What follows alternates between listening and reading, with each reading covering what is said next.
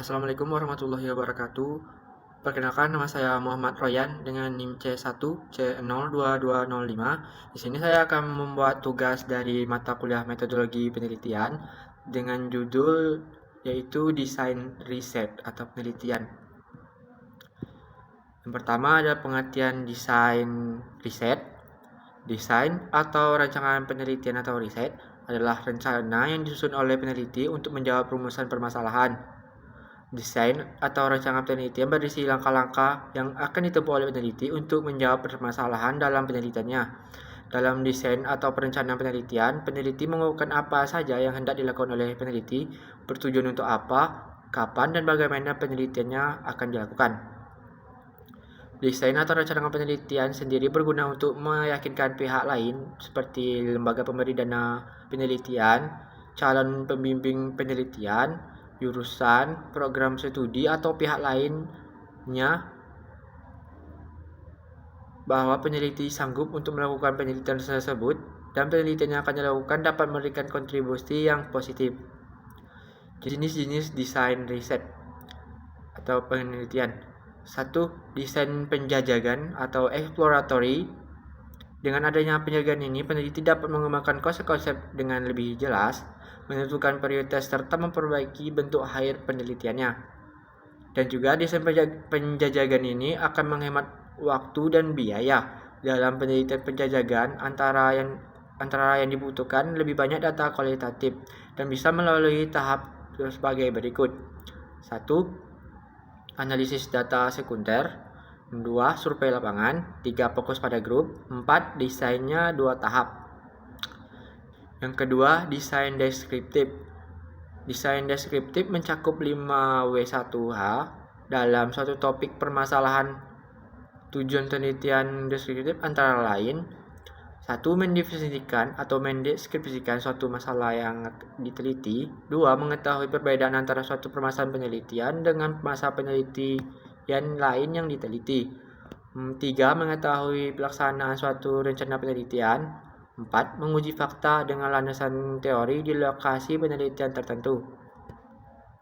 Desain deskriptif kausal. Desain deskriptif kausal akan bermanfaat untuk menganalisis hubungan antara suatu pokok permasalahan dengan permasalahan lainnya dalam fenomena bisnis tertentu.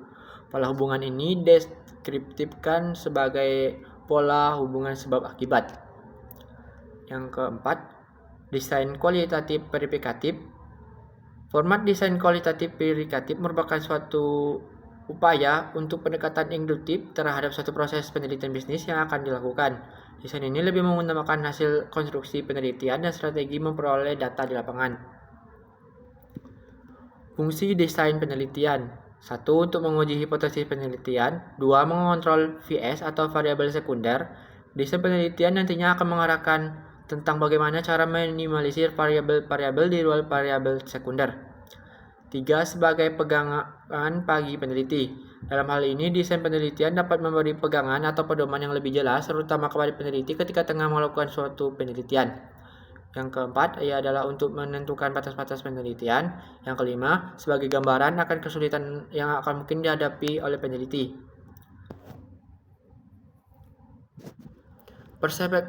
Perspektif desain penelitian. Desain penelitian dapat dikelompokkan dalam sekurang-kurangnya 8 perspektif yang berbeda, yaitu 1. Tingkat sejauh mana masalah penelitian telah dirumuskan. Studinya dapat bersifat penjajakan atau dapat juga formal. 2. Metode pengumpulan data. Studinya dapat berupa pengamatan atau survei. 3. Kemampuan peneliti untuk menampilkan dalam pokok permasalahan yang akan diteliti. Jenis penelitian utamanya adalah penelitian eksperimental dan ex post facto. Yang ketiga, tujuan penelitian. Studi penelitian dapat deskriptif atau kausal. Kelima, dimensi waktu. Penelitian dapat berupa analisis lintas seleksi atau data berkala. Keenam,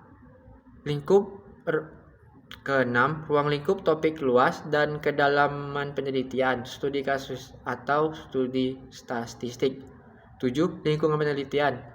Kebanyakan peneliti bisnis dilakukan di lapangan, meskipun ada juga penelitian laboratorium. Jenis lainnya adalah simulasi. Rancangan penelitian kualitatif. Yang pertama, pemilihan topik penelitian. Dalam semua penelitian, pemilihan topik ada hal yang terpenting. Pada intinya, pemilihan topik dilandasi oleh pengetahuan peneliti yang dapat diperoleh dari literatur yang telah dibacanya, pengalaman peneliti pada masa lalu, atau pelatihan yang sedang dijalani.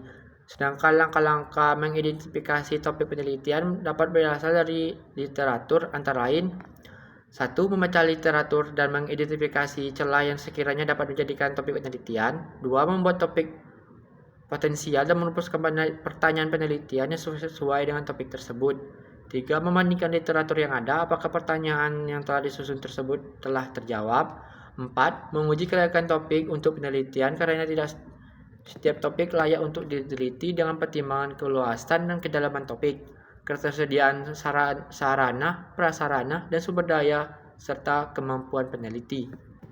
Corbijn dan Strauss sendiri mengidentifikasi 4 sumber masalah penelitian yang pragmatis, antara lain: A. Masalah penelitian bersumber dari pembimbing penelitian. B. Masalah penelitian yang bersumber dari literatur teknis dan non-teknis.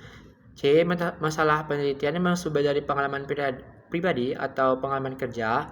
D. Masalah penelitian bersumber dari peneliti itu sendiri. Tidak menutup kemungkinan bahwa ketika peneliti melakukan penelitian terhadap suatu fenomena tertentu, ia kemungkinan dapat menemukan hal baru yang harus ditelusuri lebih lanjut.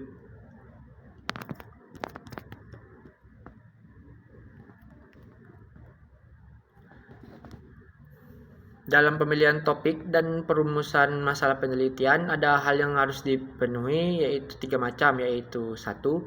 Peneliti memiliki ketertarikan terhadap topik yang dipilih. 2. Tersedianya sumber daya memadai untuk meneliti topik tersebut. 3. Data kualitatif yang relevan dan memadai dapat diperoleh. 2. Kerangka kerja teoritis. Setelah topik penelitian telah ditemukan, maka langkah selanjutnya adalah merumuskan masalah penelitian. Permasalahan yang akan diteliti biasanya dirumuskan ke dalam bentuk kalimat tanya. Rumusan masalah inilah yang nantinya dijawab oleh peneliti menggunakan data yang telah dikumpulkan dan dianalisis. Sedangkan dalam menjawab rumusan masalah dan menulis topik penelitian, maka peneliti perlu memiliki kerangka kerja teoritis yang sesuai atau yang biasa disebut dengan theoretical framework. 3. Metode penelitian. Metode penelitian adalah suatu cara yang 3. Metode penelitian. Metode penelitian adalah suatu cara yang ditempuh peneliti untuk menjawab permasalahan dalam penelitian atau rumusan masalah. Metode penelitian yang berbeda mensyaratkan penguasaan, kemampuan, dan alat yang berbeda pula. Metode penelitian yang dipilih peneliti akan menentukan bagaimana nantinya data penelitian akan dikumpulkan, sehingga metode penelitian dipilih tidak boleh asal memilih, melainkan harus sesuai dengan permasalahan dalam penelitian tersebut. Yang keempat, teknik dan alat analisis data. Penelitian kualitatif cenderung menghasilkan data yang sangat banyak dan kurang terstruktur, sehingga diperlukan teknik dan alat analisis yang tepat. Pengumpulan data dan analisis data sering terjadi secara stimulan. 5. Dokumen tertulis. Dalam setiap penelitian, dokumen tertulis ada hal yang sangat penting, terutama dalam penelitian kualitatif.